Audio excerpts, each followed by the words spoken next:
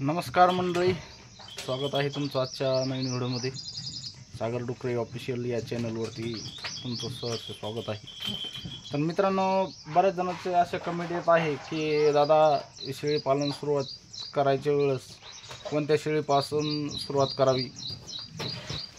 तर मित्रांनो, आपल्याकडं जे शूट होतंय त्याच्यापासून शेळी पालन सुरू करावं असं माझं म्हणणं आहे। आणि सुरुवातीला आपल्याला अभ्यास नसतो शेळी पालनाचा जास्त करून, त्याच्यामुळं आपल्याकडं जे असतात गावरान उस्मानाबादी या शेळ्यापासून आपण, माझा अनुभव सांगतोय मी, तुम्ही तुमच्या पद्धतीनं कोणत्या शेळ्यापासून सुरू करायचं आहे ते करू शकता।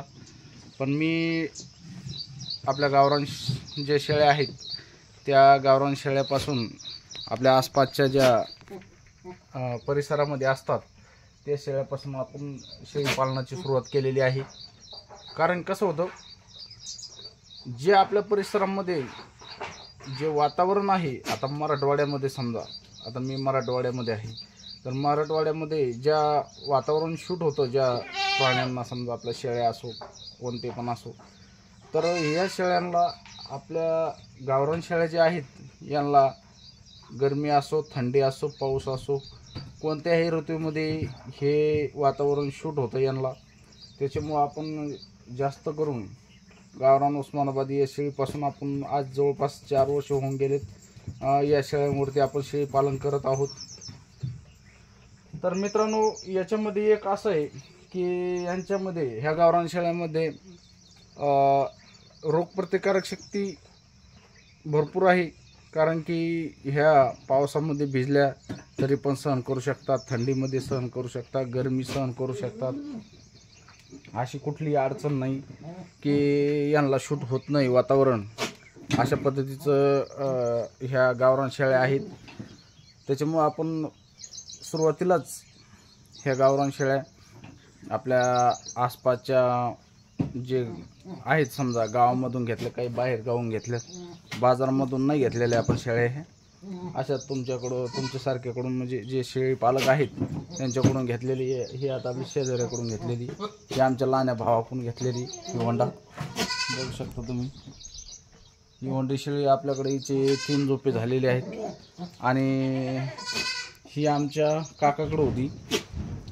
तर ही मित्रांनो, ही छोटी पाट होती, हे बघा अशी आहे का, ही पाट आहे का, ही पाट अशी होती, ही अशी होती। त्यावेळेस त्यांनी मला म्हणे की बाबा, जे होईल अर्धली, समजा अर्धली म्हणतायत, जे समजा होईल पिल्लू, 1 हो 2 हो, एक वेळेस त्यांच्याकडे जनली ती, एक वेळेस जनली, बोकड दिला, बोकड त्यांना ते शेळी पालनाची काही शेळ्यांची माहिती नसल्यामुळं त्यांच्याकडून तो बोकड जो नाळ असते ते नाळ थोडाची वेळेस यांच्याकडून काय झालं, नाळ डायरेक्ट त्या याच्यापाशीच कट झाल्याच्यामुळं काय झालं, तिथं झालं त्याला जखम झाल्याच्या नंतर त्याला पडल्या आसाड्या पडल्यानंतर काय 2-3 दिवसामध्ये ते गेलं। कारण की आसाड्या पडल्यानंतर नाही लक्ष दिलं यांना, नवीन शेळी पालकाला एवढं काही लक्षात येत नाही, त्यांच्याकडे काही शेळ्या नव्हत्या, एक पाट आणली होती त्यांनी, त्यांच्या आशीफ दिली होती सासरवाडीकडून, ते काय म्हणतात त्याला, आणणी दिली होती, आणि मग त्यांनी ते कंटाळले। मग नंतर म्हणे बाबा संतोष तू सांभाळतो का, म्हणलं हो काय अडचण नाही, म्हणे अर्धा लिन सांभाळ, 2 बोकड दे, 2 जे बकरं देतील, एक तुला एक आम्हाला, म्हणलं काय अडचण नाही। मग आपण 1 वर्ष हिला सांभाळलं, हिना पाट बोकड दिली, मग त्यांना पाट देऊन टाकली, आपण बोकड आपण घेतला। आणि त्याच्यानंतर दुसऱ्या वर्षी मग यांनी काय केलं, डायरेक्ट आपल्याला विकतच दिली आपण 5,000 मध्ये घेतली। आता हिचे 3 झोपे झाले, तर आपला सध्या बोकड आहे 2 बोकड, होंडे बोकड दिले, 1 नंबर बोकड आहे, तुम्हाला दाखवतो मी, ते दिसते का, ते साईडला लगे ते पलीकडे बसलेले, हे साईडला हे 2 बोकड तिचे आहेत, 1 नंबर बोकड मित्रांनो, इतके भारी बोकड आहेत, होंडे आहेत। कारण की बिल्डर होंडा होता, त्याच्यामुळं होंडे बोकड 3 आपल्या गोठ्यावरती म्हणजे जन्माला आलेले आहेत। आणि जेव्हापासून मी जवळपास 4 ते 4.5 वर्ष झाले, आतापर्यंत माझ्या गोठ्यावरती कुठली बिमारी नाही आली, कुठल्या शेळीला आतापर्यंत इंजेक्शन नाही, गोळ्या समजा या जुलाबच्या याच्या एवढं तेवढं राहतात. जुलाब संडास लागली समजा ते पण गहू कमी जास्त झाले, काही चारा कमी जास्त झाला तर त्याच्यापासून होत आहेत. ती गोष्ट सोडून द्या समजा. पण जर तुम्ही दुसऱ्या बिल्डरपासून दुसऱ्या समजा शेळ्यांपासून जर सुरुवात करसाल सुरुवातीला, तर आपल्याला एवढी माहिती नसती.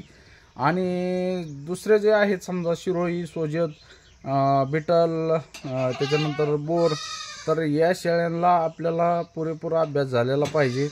कारण त्यांना लसीकरण वेळोवेळी, त्याला ब्रीडिंग, हे बरंच काही अभ्यास करून त्यांचं शेळी पालन करावं लागतं. आणि सुरुवातीला जर तुम्ही जर तेच समजा शेळ्या जर शेळी पालन करायचं जर समजा म्हटलं बिटलपासून जर सुरुवात केली तर तुम्ही नुकसानीत येऊ शकता.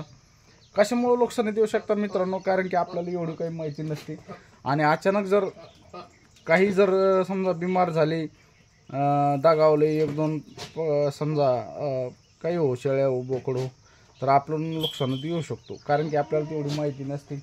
नवीन शेळी पालकांना सुरुवातीला गावरान उस्मानाबादी शेळीपासूनच सुरुवात करावी, जेणेकरून आपल्याला या शेळ्यापासून अनुभव भेटतो.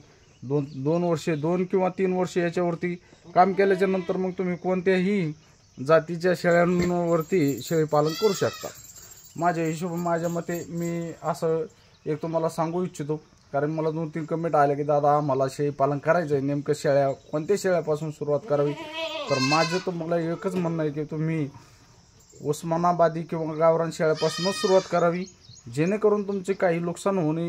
1-2 ते 3 वर्षे तुम्ही या शेळ्यावरती काम केल्याच्या नंतर तुम्हाला समोरचा अनुभव येईल. पिल्लांचं संगोपन कसं करायचं, शेळ्याचं संगोपन कसं करायचं, शेळ्याला बिमारी आल्यानंतर कोणता औषधी त्या गोळ्या द्याव्या लागतात, याच्यावरती तुम्हाला अगोदर पुरेपूर अभ्यास करावा लागणार. 2-3 वर्षे त्याच्यामध्ये आपल्याला जाणीवपूर्वक जोपर्यंत अभ्यास होत नाही तोपर्यंत आपल्याला ह्या गावरान शेळी पालनामध्येच उतरणं गरजेचं आहे. त्याच्यानंतर तुम्ही बाकीच्या जातीवरती शेळी पालन करू शकता. माझ्या मते हे असं मी तुम्हाला जेवढा मला अनुभव आहे तेवढा मी तुमच्यासमोर मांडलेला आहे. बाकी तुमची जशी इच्छा असेल तसं तुम्ही शेळी पालन कोणत्याही जातीवर करू शकता. मग सुरुवातीला आपल्या मराठवाड्यामध्ये कुठं होईना ही जात एक नंबर आहेत उस्मानाबादी. आणि कटिंगसाठी सगळ्यात जास्त चालणारी म्हणजे ही जात आहे. आणि कटिंगसाठीच जात आहेत आपल्याकडून जास्त. तुमच्याकडे ब्रीडिंग यासाठी क्रॉसिंगसाठी किती विकणार आहे तुम्ही? त्यासाठी आपल्याला कटिंगसाठीच काम करणं आहे ना.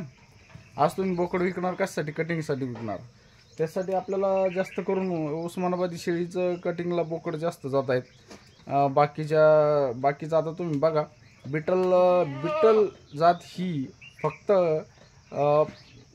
म्हणजे क्रॉसिंगसाठी बोकड विकले जात आहेत आणि कटिंगसाठी नाही आहे. कटिंगसाठी काय बरं नाही, त्यांचा रेट जास्त आहे, त्याच्यामुळं कटिंगसाठी जास्त वापर त्याचा होत नाही.